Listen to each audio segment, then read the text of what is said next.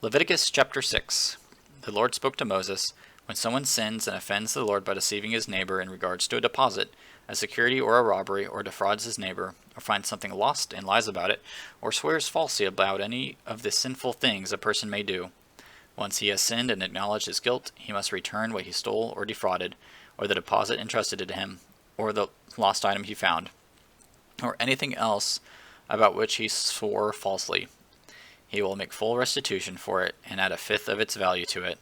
He is to pay it to its owner on the day he acknowledges his guilt.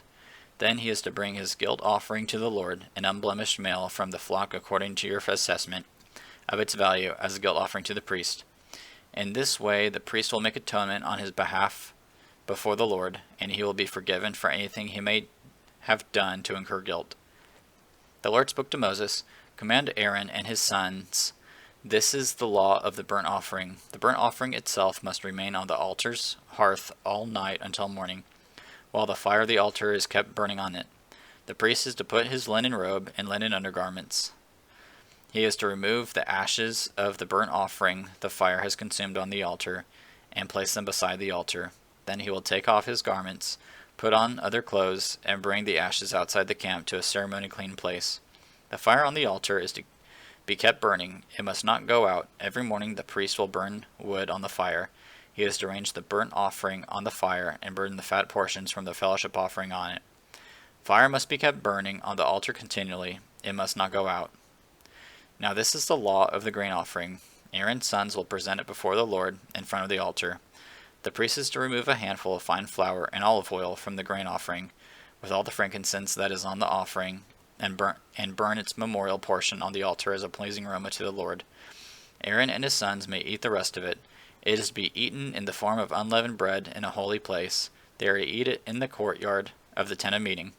It must not be baked with yeast. I have assigned it as their portion from my food offering. It is especially holy, like the sin offering and the guilt offering. Any male among Aaron's descendants may eat it. It is a permanent portion throughout your generations from the Lord offering to the Lord, or from the food offering to the Lord. Anything that touches the offerings will become holy." The Lord spoke to Moses, "This is the offering that Aaron and his sons are to present to the Lord on the day that he is anointed. 2 quarts of fine flour as a regular grain offering, half of it in the morning and then half of it in the evening. It is to be prepared with oil on a griddle. You are to bring it well kneaded. You are to present it as a grain offering of baked pieces, a pleasing aroma to the Lord. The priest who is one of Aaron's sons and will be anointed to take his place is to prepare it. It must be completely burned as a permanent portion for the Lord. Every grain offering for a priest will be a whole burnt offering. It is not to be eaten." The Lord spoke to Moses, "Tell Aaron and his sons, this is the law of the sin offering.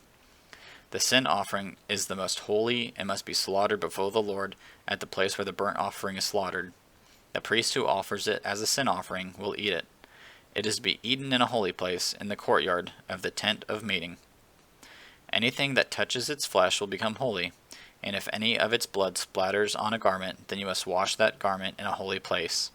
A clay pot in which the sin offering is boiled is to be broken.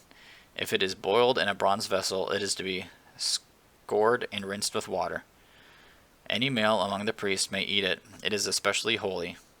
But no sin offering may be eaten if its blood has been brought into the tent of meeting to make atonement in the holy place. It must be burned."